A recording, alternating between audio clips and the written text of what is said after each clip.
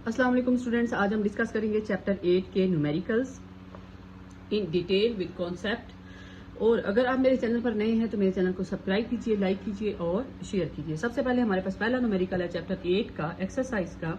The wavelength of the signals from a radio transmitter is 1500 metre and the frequency is 200 kilo hertz.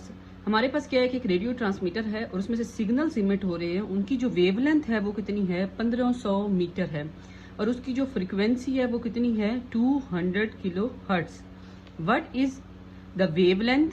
Wavelength क्या होगी for a transmitter operating eight 1000 kilo hertz frequency. जब हम इसी operator को पहले हम उसे operate कर रहे थे 200 किलो हर्ट्ज फ्रीक्वेंसी पे, कम फ्रीक्वेंसी पे, अब वो कहते हैं उसकी हमने फ्रीक्वेंसी बढ़ा दी है तो अब उसकी वेवलेंथ क्या होगी and with what speed the radio waves travels, और कितनी स्पीड के साथ जो रेडियो वेव्स हैं वो ट्रेवल करेंगी। तो इसके लिए हमारे पास बड़ा बेसिक फार्मूला इस्तेमाल होगा। इस तरह से हम इनको नाम दे देंगे लैम्डा 1 F1 का, ठीक है, F2 का, लैम्डा 2 हमने फाइंड करना है, ठीक है। किलो आपको पता है किसके बराबर होता है 1000 के बराबर होता है। 10⁻³ मैंने लिख दिया, किस तरह से लिख दिया 10⁻³ हर्ट्ज। लैम्डा 2 फाइंड करना है और वेलोसिटी फाइंड करनी है। तो सबसे पहले देखें कि हमारे पास बड़ा फंडामेंटल फ्रिक्वेंसी का फार्मूला है V इक्वल है F लैम्डा के। V इक्वल है F लैम्डा और इसको हम अपनी कंडीशन के मुताबिक लिख देंगे F1 लैम्डा 1।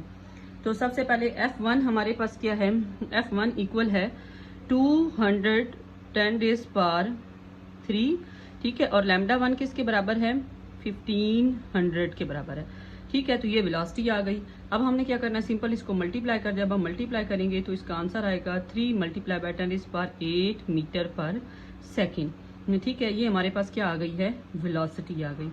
अब हम फाइंड करेंगे इसकी वेवलेंथ, और जो कि हमारे पास क्या है लैम्डा 2। अगेन हम वही फार्मूला इस्तेमाल करेंगे और अब हम फार्मूला को लिखेंगे V इक्वल है F2 लैम्डा 2, ठीक है। और हमें फाइंड करना है लैम्डा 2, तो लैम्डा 2 को इस साइड पे लेंगे V/F2।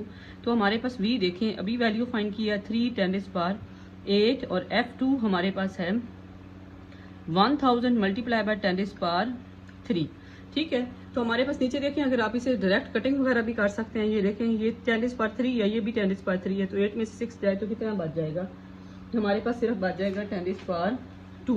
तो डायरेक्ट वैल्यू भी लिख सकते हैं 10⁻8 - 6। मैंने इन पावर्स को इकट्ठा करके यहाँ पे लिख दिया है, तो हमारे पास ये कितनी आ जाएंगी 10⁻² मीटर लैम्डा 2। तो ये इस तरह से हमारा पहला न्यूमेरिकल हल हो गया। अब हम चलते हैं क्वेश्चन नंबर 2 की तरफ।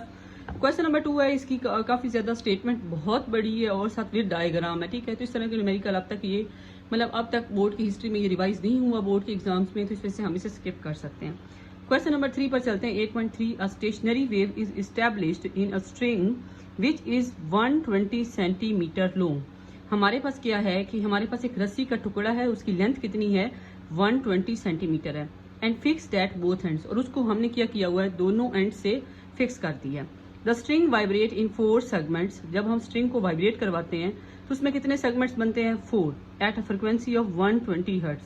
जो 4th सेगमेंट बन रहा है उसकी फ्रिक्वेंसी कितनी है 120 हर्ट्ज है। Determine it's wavelength and fundamental frequency. उसकी वेवलेंथ फाइंड करें और उसकी क्या फाइंड करें, फंडामेंटल फ्रिक्वेंसी फाइंड करें। तो हमारे पास क्वेश्चन नंबर 3 में हमें क्या बताया गया है। 3 में सबसे पहले ये देखें कि हमारे पास रस्सी का टुकड़ा था, उसकी लेंथ कितनी थी 120 सेंटीमीटर। उसकी लेंथ कितनी है 120 सेंटीमीटर है। इसको जब हमने दोनों एंड से तो सबसे पहले अटैच कर दिया, दूसरे नंबर पे जब हमने इसे वाइब्रेट करवाया तो इसमें कितने लूप्स बने हैं, इसमें 4 लूप्स बने हैं, ठीक है। और उन 4 लूप्स में उनकी जो फ्रिक्वेंसी है 4th लूप की वो कितनी है 120 हर्ट्ज। वो कहता है कि मुझे ना पहले की फ्रिक्वेंसी नहीं पता, बेसिक फ्रिक्वेंसी नहीं पता, तो आपने क्या करना है कि F1 फाइंड करें और लैम्डा फाइंड करें।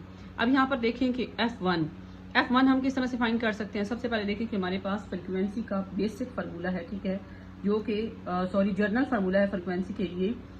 जब both ends open, both ends के लिए हमने पढ़ा है, स्ट्रिंग के लिए टॉपिक आपने पढ़ा है लूप्स इन अ स्ट्रिंग, ठीक है, लॉन्ग क्वेश्चन पढ़ा है। उसमें इसका फ्रिक्वेंसी का जो जनरल फार्मूला आया था वो हमारे पास था FN/NF1। ठीक है, तो अब यहाँ पे देखें कि n की वैल्यू हमारे पास क्या आ रही है 4, तो यहाँ पर भी 4 और यहाँ पर भी 4 आ जाएगा। ठीक है, हमें क्या फाइंड करना है, हमें F1 फाइंड करना है। तो हम क्या करेंगे, इसको यहीं पे रहने देंगे और 4 से डिवाइड कर देंगे। F1 F4 हमारे पास इक्वल है 120 और नीचे क्या आ जाएगा 4, तो F1 हमारे पास कितनी आ गई 30 हर्ट्ज। तो यहाँ पे देखें कि एक जो लूप है उसकी फ्रिक्वेंसी कितनी है 30 हर्ट्ज है, मतलब 30 इसकी तो 60 को 30 के साथ मिलाए तो 90 को 30 के साथ मिलाए तो 120, मतलब बिल्कुल हमारी क्या आ गई है एक्यूरेट वैल्यू आ गई है।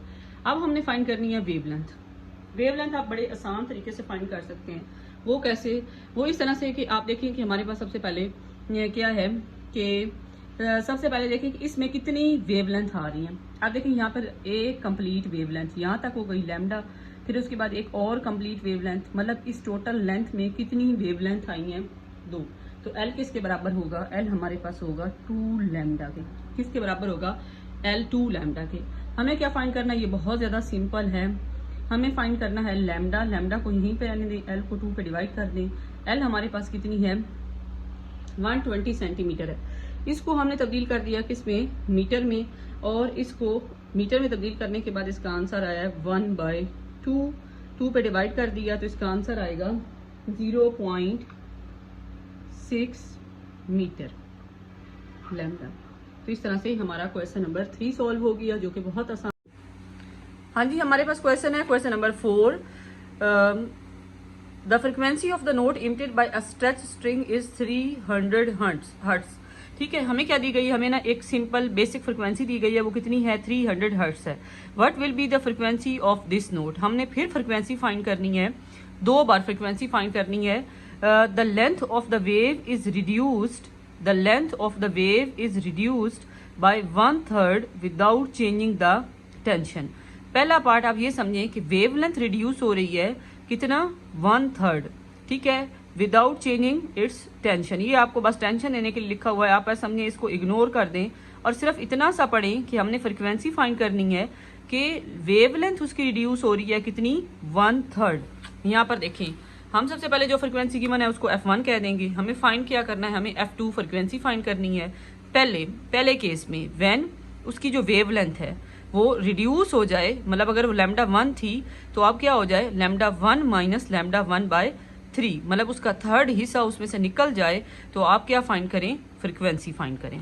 टेंशन वाली बात आपने माइंड में नहीं रखनी। उसके बाद बी पार्ट देखें, the tension is increased by 1/3 without changing its length of wave.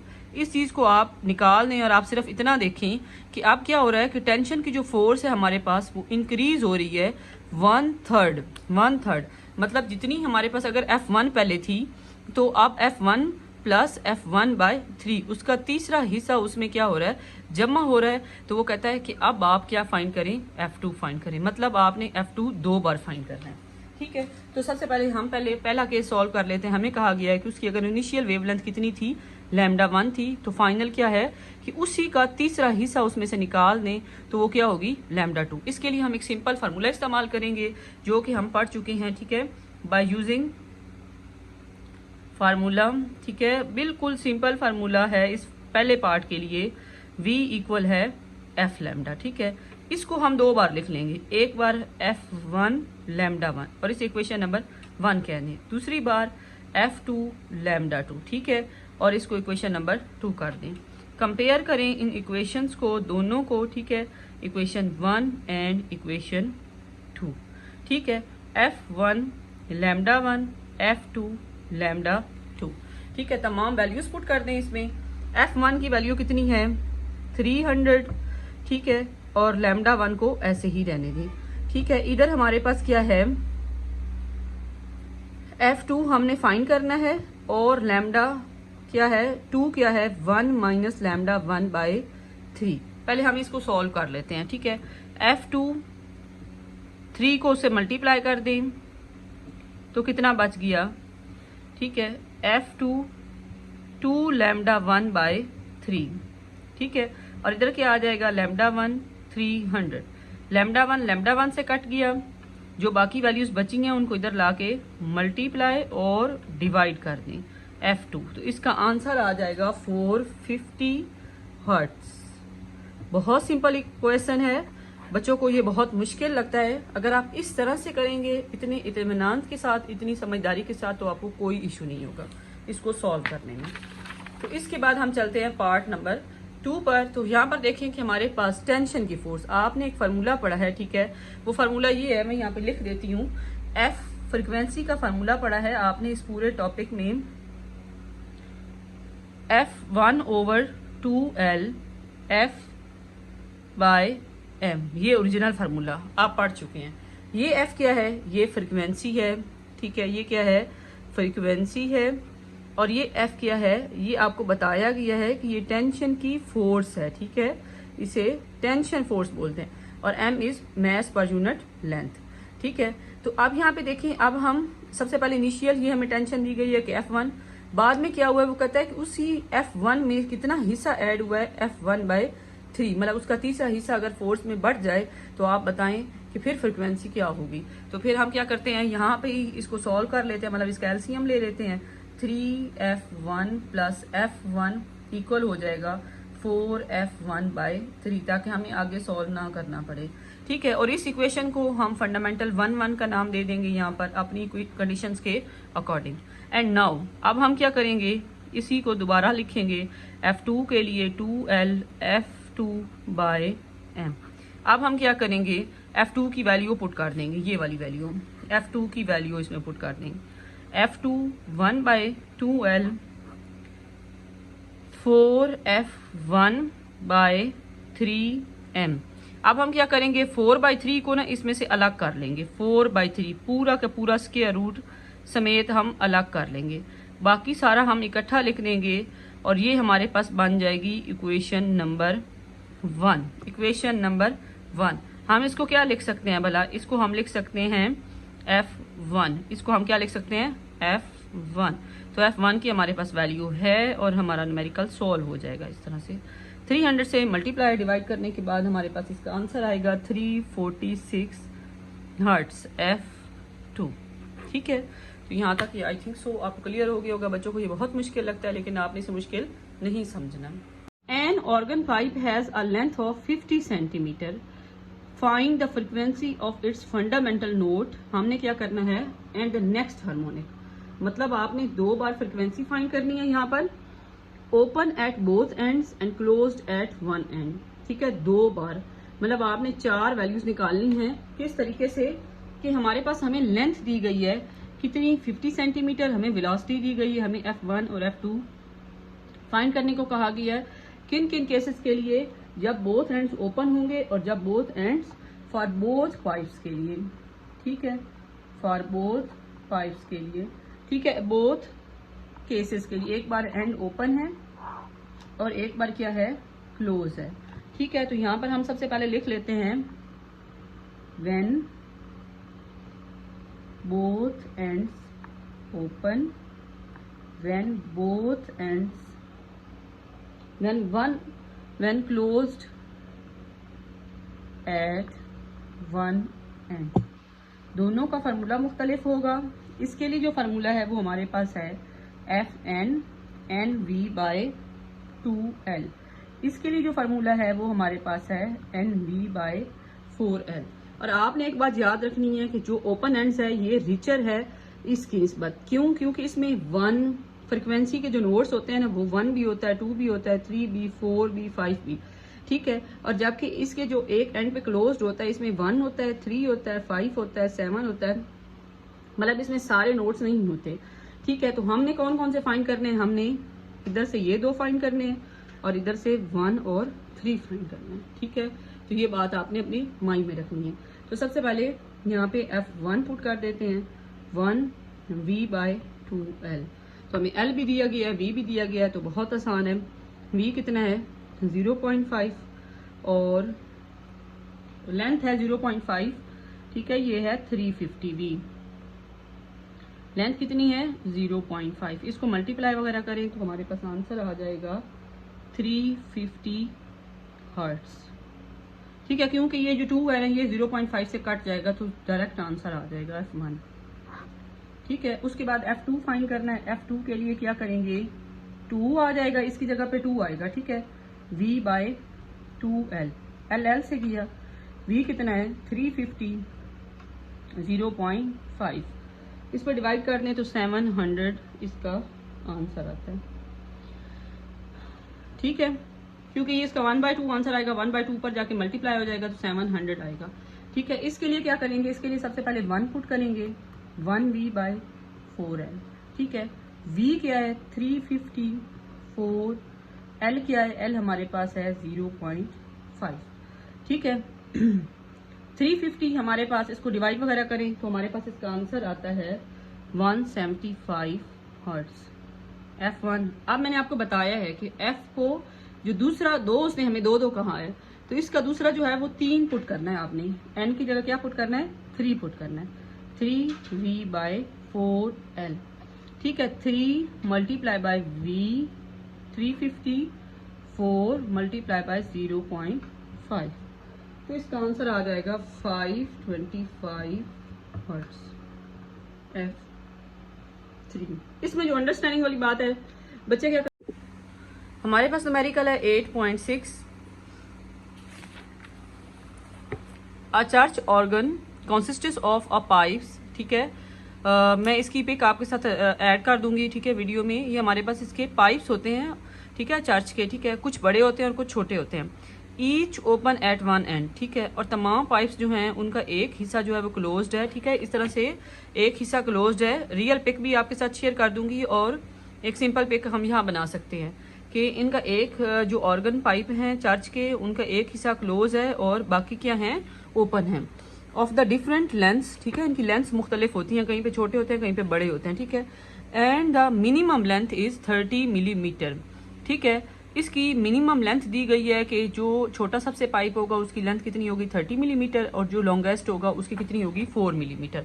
तो यहाँ पे देखें कि अगर मैं कहती हूँ ये सबसे छोटा अगर उसका पाइप है तो 30 मिलीमीटर इसकी एल मिनिमम कह देंगे, इसको एल मैक्सिमम कहेंगे और ये 4 मीटर है। ठीक है, उसके बाद calculate the frequency ranges of the fundamental node. वो कह रहे हैं कि इसकी फ्रिक्वेंसी फाइंड करें दोनों के लिए, लॉन्गेस्ट पाइप के लिए भी और शॉर्टेस्ट पाइप के लिए भी। अब यहाँ पे सबसे पहले देखें तो हमारे पास आप इस तरह से एक डायग्राम बना के थोड़ा सा अपने माइंड में इस कॉन्सेप्ट को क्लियर कर सकते हैं। सबसे पहले L1 ले लेंगे। L1 को हम यहाँ पे 1 कहने के बजाय बेशक आप L मैक्सिमम कहें और L मिनिमम कह दें। ठीक है, ये L मिनिमम होगा। ठीक है, और ये हमारे पास क्या होगा L मैक्सिमम। और ये कितना है 30 मिलीमीटर था, तो मिली के लिए हम क्या करेंगे, इसे 10⁻³ के साथ मल्टीप्लाई कर देंगे। उसके बाद हमारे पास एल मैक्सिमम 4 मीटर है, वेलोसिटी हमें दी गई है और उसने कहा है कि फंडामेंटल फ्रिक्वेंसी मैक्सिमम और मिनिमम मतलब लेंथ के अकॉर्डिंग हम उसे क्या करेंगे, फाइंड करेंगे। अब ये देखिए कि आप लोगों ने ये फार्मूला पढ़ा है कि एक एंड जो है वो ओपन है और एक एंड के लिहाज से क्लोज्ड है। आपकी बुक का लास्ट टॉपिक है ये इससे रिलेटेड। तो FN/NV/4L ये फार्मूला हम इस्तेमाल करेंगे। और यहाँ पर देखें कि यहाँ पे जो फ्रीक्वेंसी है वो लेंथ के इन्वर्सली प्रोपोर्शनल है। लेंथ के क्या है, इन्वर्सली प्रोपोर्शनल है। तो इस वजह से हम क्या करेंगे कि यहाँ पर एल मिनिमम पुट करेंगे तो फ्रीक्वेंसी मैक्सिमम आएगी और एल मैक्सिमम पुट करेंगे तो फ्रीक्वेंसी क्या आएगी, मिनिमम आएगी। और एन की वैल्यू हम दोनों केसेस में क्या लेंगे, 1 लेंगे यहाँ पर, क्योंकि हमने फंडामेंटल फाइंड करनी है। और आप यहाँ पे चाहें तो 1 और यहाँ पर भी 1 लगा सकते हैं। ठीक है, अब हम सारी वैल्यूज पुट करते हैं। F1 मैक्सिमम, ठीक है, हमारे पास आएगा यहाँ पे 1 आ जाएगा। V की वैल्यू हमारे पास है 340 और 4 multiply by L minimum. L minimum कितना है 0.03। ठीक है, और अब हम इन वैल्यूज को अगर मल्टीप्लाई और डिवाइड करें तो हमारे पास जो इसका आंसर आएगा वो आएगा 2833 हर्ट्ज। तो ये हमारे पास फ्रिक्वेंसी आई है F1 मैक्सिमम। ठीक है, तो इसके बाद इस साइड पर आ जाएं, हमारे पास सिंपल, इसको सिर्फ इसकी कॉन्सेप्ट है, इसको अंडरस्टैंडिंग है बस, बाकी करना बहुत आसान है। इसको 1 आ जाएगा यहाँ पे।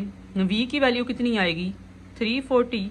ठीक है, और 4 L मैक्सिमम कितना है 4 है। ठीक है, तो F1 मिनिमम, ठीक है, 340/16 इसका आंसर हमारे पास आएगा 21 हर्ट्ज। ठीक है, तो इस तरह से आपने क्या फाइंड कर लिया, F1 मिनिमम। ठीक है, F1 मिनिमम कितनी आई है 21 हर्ट्ज। ठीक है। हाँ जी, यहाँ तक आपको तमाम न्यूमेरिकल्स क्लियर हो गए होंगे। अगर कोई भी मसला हो तो आप कमेंट सेक्शन में मैसेज कर सकते हैं।